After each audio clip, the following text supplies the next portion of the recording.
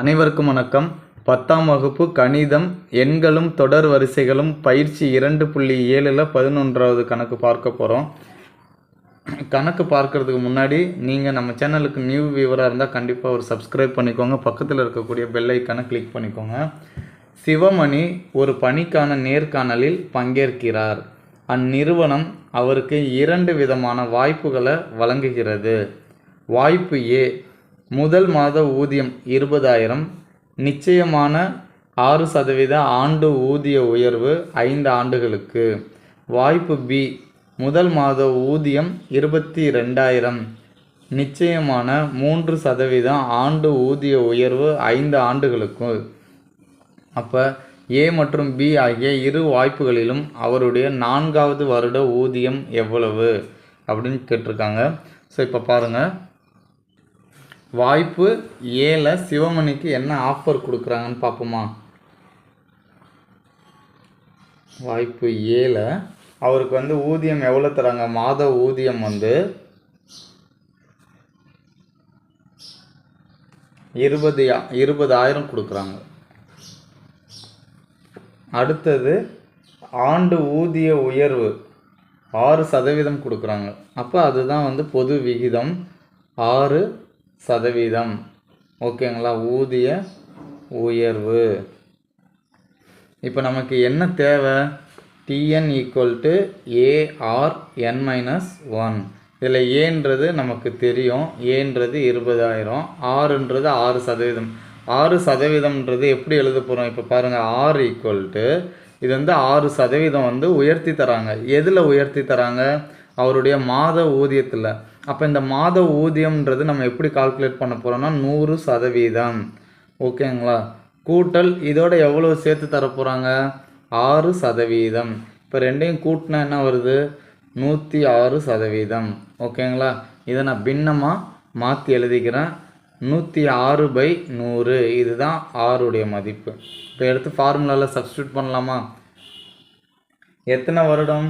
4வது வருடத்தில் கேட்டிருக்காங்க. அப்போ T4 ஈக்குவல் ஏன்றது எவ்வளோ? 20,000. ஓகேங்களா, அடுத்து ஆர் 106/100 இன்ட்டு 4 - 1. அப்போ 20,000 இன்ட்டு 106/100 இன்ட்டு 3. இது சுருக்க முடிஞ்சால் சுருக்கிக்கலாமா? 2 I2 10 0 0 I2 10 2 6. அப்போ 20,000 இன்ட்டு 53/50. இதை 3 தடவை எழுதிக்கிறேன். 53/50 இன்ட்டு 53/50. 3 0க்கு 3 0 கேன்சல் பண்ணிடுறேன். 1 5 5 4 5 20. மீதி இருக்கிறது அப்படியே எழுதிக்கலாமா?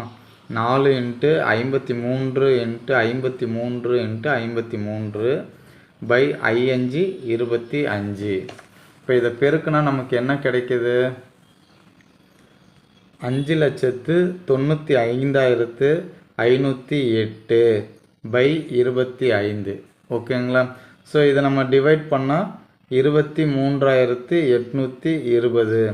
இதுதான் வாய்ப்பு ஏல 4வது வருடம். 4வது வருடத்தில் அவர் வாங்கக்கூடிய வருட ஊதியம். ஓகேங்களா, ஸோ அடுத்தது வாய்ப்பு பியில் பார்க்கலாம்.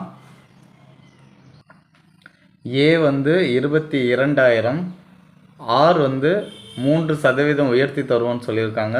நமக்கு தெரியும் 22,000ன்றது 100%மாக எடுத்துப்போம். இந்த 100%த்தில் நமக்கு எவ்வளோ உயர்த்தி தர போகிறாங்க? 3%. ஸோ ரெண்டையும் கூட்டினா நமக்கு பொது விகிதம் வந்துடும். ஓகேங்களா, ஸோ இப்போ இதை பின்னமாக மாற்றி எழுதியாச்சு. 103/100. இப்போ ஃபார்முலாவில் அப்ளை பண்ணிக்கலாமா? முதல் உறுப்பு இன்ட்டு பொது விகிதம் 103/100. N-1. Nன்றது என்னது? 4. 4 - 1. இப்போ 22,000 இன்ட்டு 103. ஏன்னா இது 4ல் 1 போயிடுச்சுன்னா 3. ஸோ அதை 3 தடவை எழுதிப்போம்.